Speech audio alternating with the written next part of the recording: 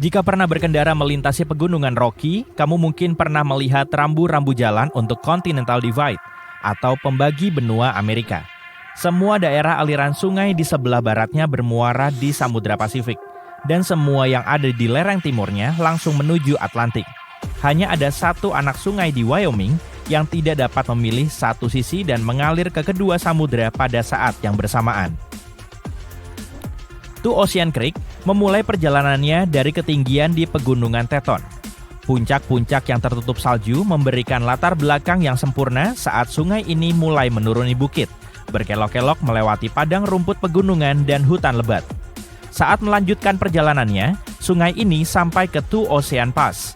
Ini adalah persimpangan geografis di mana sungai ini terbagi menjadi dua cabang, Atlantic Creek dan Pacific Creek.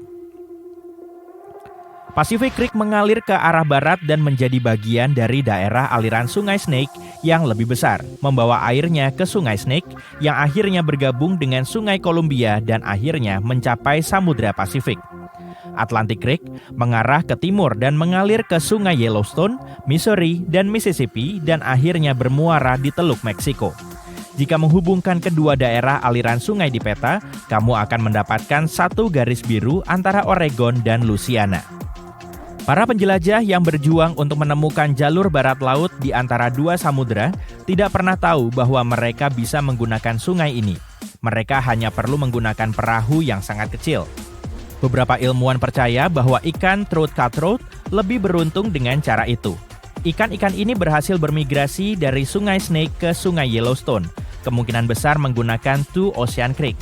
Secara teknis, ikan dapat melakukan perjalanan lebih dari 9.600 km untuk menempuh seluruh jarak dari laut ke laut yang bersinar di air tawar. Sungai ini bisa jadi sangat cocok untuk perjalanan tersebut. Terdapat jalur pendakian di Taman Nasional Grand Teton yang mengarah ke Two Ocean Pass. Jika kamu merasa cukup berjiwa petualang, kamu dapat berdiri di persimpangan benua dan melihat awal dari dua perjalanan air. Danau Lonar di India muncul tiba-tiba sekitar 52.000 tahun yang lalu. Data yang lebih baru mengatakan bahwa usianya mungkin jauh lebih tua, mungkin lebih dari 500.000 tahun. Pada awalnya, para ilmuwan yakin bahwa danau ini adalah kawah kuno dari gunung berapi yang sudah lama punah. Tapi kemudian, para ahli geologi melakukan analisis rinci terhadap tanah dan airnya dan menemukan bahwa Danau Lonar berasal dari luar angkasa. Mineral yang ditemukan di tanahnya mirip dengan yang ditemukan di batuan bulan yang dibawa ke bumi selama program Apollo. Danau ini merupakan kawah tumbukan yang ditinggalkan oleh meteorit besar yang hampir 6 kali lebih berat dari Empire State Building. Tumbukannya sangat kuat, sehingga batuan vulkanik meleleh dan berubah menjadi kaca. Dalam waktu 20 detik, danau yang tadinya sudah lumayan unik tiba-tiba berubah menjadi merah muda. Ini bukanlah bagian dari kampanye pemasaran film Barbie. Analisis terperinci menunjukkan bahwa air tersebut mengandung mikroba yang unik. Mikroba-mikroba itu menumpuk di permukaan dan memancarkan pigmen merah muda. Setelah beberapa saat, mikroba-mikroba tersebut mengendap di dasar dan danau menjadi transparan kembali. Burung flamingo yang mendapatkan makanan dari danau tersebut juga mencicipi beberapa mikroba dan warnanya berubah menjadi merah muda yang lebih cerah dari biasanya. Salah satu pemandangan paling terkenal di Taman Nasional Yellowstone adalah mata air Grand Prismatic. Mata air ini merupakan salah satu mata air terbesar di dunia dan telah menginspirasi orang-orang yang melihatnya setidaknya sejak abad ke-19.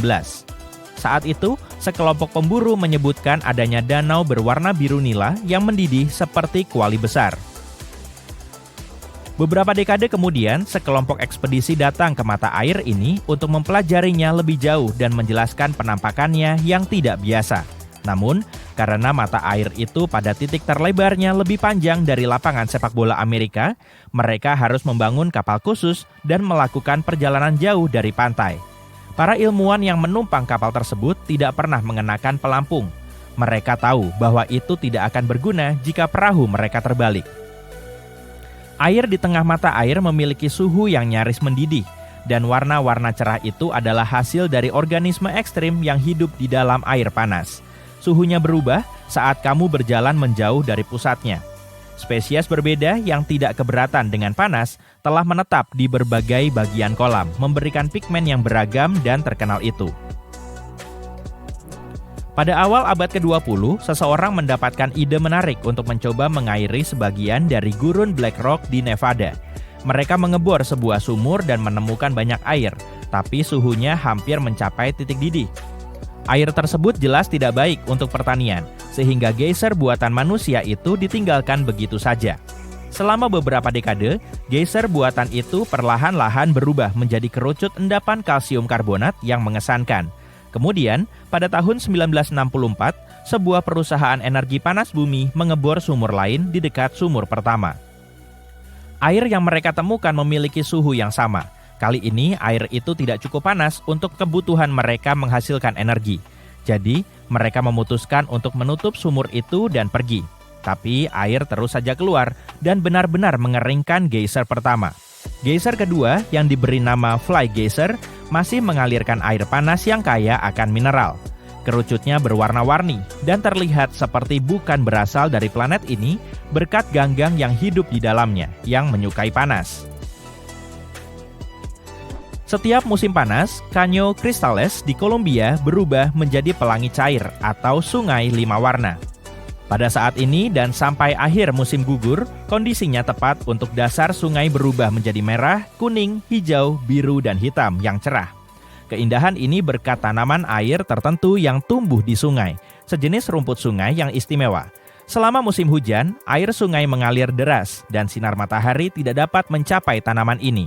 Selama musim kemarau, tidak ada cukup air untuk cadangan makannya. Jadi, waktu di antara musim-musim itu memiliki kondisi yang sempurna untuk pertunjukan penuh warna ini. Hal ini tidak terjadi di tempat lain di dunia. Pada titik tertentu, jumlah wisatawan yang ingin melihatnya menjadi sangat besar, sehingga para ilmuwan khawatir hal itu bisa berdampak buruk bagi pusat keanekaragaman hayati ini. Kawasan ini merupakan rumah bagi spesies hewan, burung, dan tanaman langka. Sekarang ada jalur ekowisata dan jam buka yang ketat. Pada bulan Agustus tahun 2014, seorang pria di Tunisia akan pulang ke rumah dari utara setelah menjalankan bisnisnya. Saat itu adalah malam musim panas dan dia bermimpi tentang air ketika tiba-tiba air muncul tepat di depannya. Ada sebuah danau di tengah gurun dan pria itu cukup yakin bahwa danau itu belum ada beberapa hari sebelumnya. Perairan baru itu mendapat julukan Danau Misterius dan benar-benar menjadi sebuah misteri besar. Ratusan orang datang ke sini untuk berenang di airnya yang jernih dan sejuk. Danau ini menjadi tempat yang populer, tapi beberapa hari kemudian airnya berubah menjadi hijau tua. Penduduk setempat tidak peduli dengan hal ini dan terus mandi di danau. Namun, ketika para ilmuwan dan ahli geologi tiba di tempat itu, mereka mengumumkan bahwa airnya berbahaya untuk berenang. Danau itu menggenang, airnya tidak terganti oleh aliran air bawah tanah dan hujan juga tidak membantu. Itu sebabnya airnya menjadi berjamur dan kotor. Danau itu mengandung ganggang dan banyak bakteri yang berbahaya bagi tubuh manusia. Para ilmuwan juga menemukan bahwa tanah di wilayah ini memiliki endapan fosfat. Zat ini bisa membusuk, namun hal itu tidak menghentikan orang-orang untuk mandi di danau di tengah gurun itu. Bagaimana danau itu bisa muncul di sana masih menjadi misteri. Beberapa ahli berpikir bahwa hujan lebat telah mengisi lubang di tanah dengan air. Teori lain yang lebih populer mengatakan bahwa gempa bumi telah membentuk danau. Aktivitas seismik pasti telah merobek kerak bumi di atas permukaan air. Kemudian, mata air bawah tanah mengisi celah tersebut. Jadi, secara teori, danau itu bisa mengering kembali suatu hari nanti, sama seperti saat kemunculannya. Jembatan. Struktur sangat membantu yang berasal dari zaman Neolitikum. Jembatan tertua di dunia, setidaknya yang masih berdiri, adalah Jembatan Arkadiko yang dibangun lebih dari 3.000 tahun yang lalu. Tapi ada sebuah sungai yang tidak bisa kamu seberangi dengan menggunakan jembatan. Sungai Amazon, sungai terbesar dan terpanjang di dunia. Oke, Sungai Nil sebenarnya adalah sungai terpanjang di dunia, tapi Amazon menginginkan kedua gelar itu untuk dirinya sendiri. Sungai Amazon bermula di Peru dan melintasi Kolombia dan Brazil hingga mencapai delta besar di Samudra Atlantik. Airnya menempuh jarak yang lebih jauh dari yang ditempuh Frodo dan Sam. Namun, belum ada satupun jembatan yang pernah dibangun di atasnya. Kenapa demikian? Pertama-tama, banjir musiman mengubah ukuran sungai. Selama musim kemarau, lebar sungai Amazon sekitar 5 km, tapi saat hujan lebat, lebarnya bisa mencapai 48 km dalam beberapa minggu. Tidak hanya itu, banjir juga membuat sungai ini berubah posisinya. Sekarang bayangkan, mencoba membangun jembatan di tempat yang tanahnya berubah menjadi air selama kurang lebih 4 bulan. Bukan tugas yang mustahil, tapi juga bukan tugas yang mudah. Nah, jika kamu mengingat kembali pelajaran geografi, kamu mungkin ingat bahwa tanah di tepi sungai bisa sangat lunak, terutama di Amazon, yang berarti tanah tersebut dapat terkikis dan bergeser. Hujan lebat juga menciptakan rawa-rawa, sejenis lahan basah yang sebenarnya mengurangi besarnya banjir dan memurnikan air. Rawa ini juga merupakan rumah bagi banyak hewan. Ini berarti bahwa untuk membangun jembatan, sebagian dari lahan basah ini harus dikeringkan dan itu akan merusak kehidupan semua hewan tersebut. Selain itu, fondasi jembatan tersebut harus dalam dan itu akan memakan banyak biaya. Hujan menciptakan masalah lain untuk calon jembatan ini. Hujan meningkatkan permukaan air sungai Amazon sebesar 13 hingga hampir 15 meter.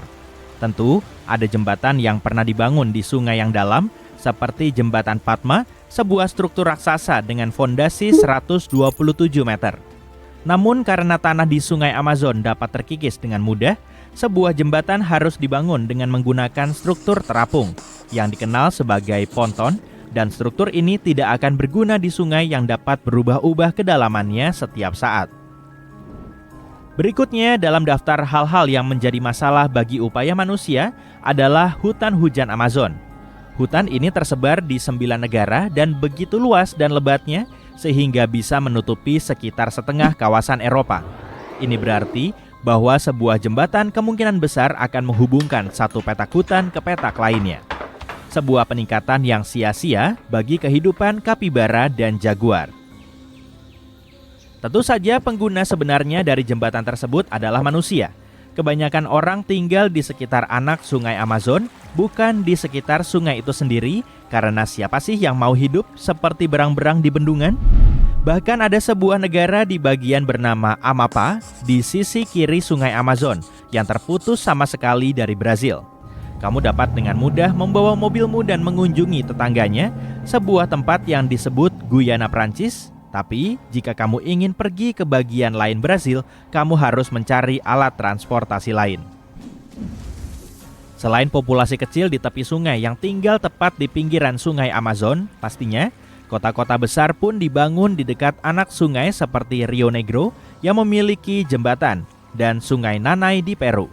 Jembatan yang melintasi Nanay dan Rio Negro adalah satu-satunya jembatan yang melintasi sungai-sungai di lembah Amazon. Kurangnya prasarana jalanan dan jalan raya yang layak di Amazon juga membuat pembangunan jembatan menjadi usaha yang sia-sia. Pada tahun 70-an, manusia punya gagasan besar tentang cara untuk menjelajahi Amazon lebih jauh lagi. Itulah sebabnya mereka memutuskan untuk membangun jalan raya yang akan membelah lembah Amazon dari kiri ke kanan. Jalan yang disebut Jalan Raya Trans-Amazonian ini diharapkan dapat membawa manusia ke jantung Amazon. Namun sepertinya kesulitan membangun lebih dari 3.200 km jalan di dalam hutan hujan yang lebat tidak diperkirakan sebelumnya. Di tengah jalan, proyek ini ditinggalkan karena biayanya yang sangat mahal dan bermasalah. Saat ini, jalan raya di lembah Amazon selalu tergenang air penuh dengan lubang dan lumpur. Seluruh situasi ini menciptakan efek riak.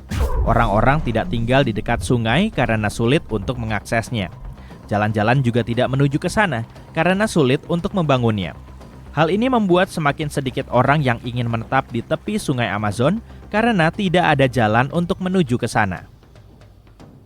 Jadi, jika tidak ada jalan dan jembatan, bagaimana orang bisa hidup di sana? Kamu mungkin tidak akan percaya hal ini, tapi penduduk di tepi sungai menggunakan alat transportasi yang sudah sangat tua namun dapat diandalkan, yaitu perahu. Sungai Amazon dapat dilayari sepenuhnya dan orang-orang yang tinggal di sana menggunakannya seperti jalan raya. Sama seperti sepeda motor, mobil, dan bus, Sungai Amazon juga punya kano, perahu cepat, dan feri. Bahkan ada feri yang sangat spesifik yang disebut Obidens yang mengangkut orang ke kota madya Obidos, sesuai dengan namanya. Penduduk setempat melakukan segala kegiatan di atas perahu.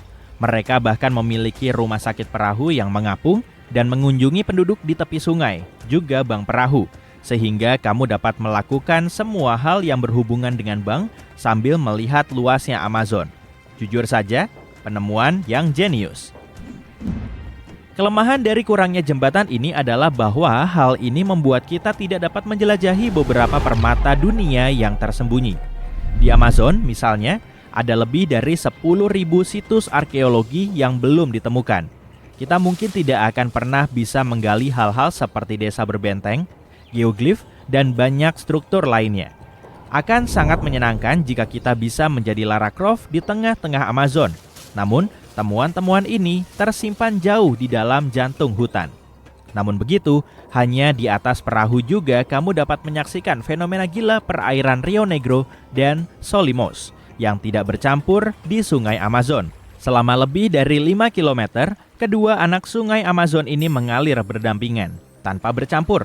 Kecepatan dan suhu air ini berbeda, sehingga kamu akan melihat sungai yang terlihat seperti campuran kopi dan cola. Fenomena mengagumkan ini disebut pertemuan air. Namun Sungai Amazon bukanlah satu-satunya sungai di dunia yang dianggap tidak memiliki jembatan. Sungai Kongo, sungai terpanjang kedua di Afrika, hanya memiliki satu jembatan yang melintasinya. Dua negara Kongo, ada dua negara yang berbeda di dunia yang bernama Kongo, dipisahkan oleh Sungai Kongo, dan sejauh ini tidak ada jalan yang menghubungkan keduanya. Juga fakta menarik, beberapa ahli geologi percaya bahwa ketika Gondwana masih ada dan benua-benua masih menyatu, Sungai Amazon dan Sungai Kongo masih berupa satu sungai yang saling terhubung. Tempat lain yang tidak memiliki jembatan adalah sisi timur Sungai Thames di London. Sisi barat sungai lebih sempit yang membuat pembangunan jembatan lebih mudah. Ada sekitar 33 jembatan di sisi barat saja, tapi jika kamu ingin menyeberangi sungai dari sisi timur, itu akan merepotkan. Masalahnya, pada tahun 1800-an, perusahaan pelayaran memutuskan bahwa membangun terlalu banyak jembatan di atas Sungai Thames terlalu mahal karena ini adalah rute pelayaran dan jembatan harus lebih tinggi dari ketinggian yang biasa. Strukturnya juga harus panjang karena beberapa bagian Sungai Thames memiliki lebar sekitar 570 meter. Namun, membangun jembatan yang panjang bukanlah sebuah masalah. Di Rio de Janeiro, misalnya, kamu bisa menemukan jembatan Rio Niterói yang panjangnya 13 km. Saat dibangun pada tahun 70-an, jembatan ini merupakan jembatan terpanjang kedua di dunia. Jembatan ini sangat panjang sehingga pada tahun 2018 ada seorang anak perempuan lahir ketika ibunya menyeberanginya. Dan sekarang tempat kelahirannya di akta kelahirannya tertulis nama jembatan tersebut. Jembatan ini juga tidak memiliki jalan putar balik. Jadi jika tidak sengaja menyeberangi ke jembatan ini, kamu akan menjalani perjalanan yang panjang. Jadi, lain kali jika kamu ingin menjelajahi Amazon, ingatlah untuk membawa perahu sendiri.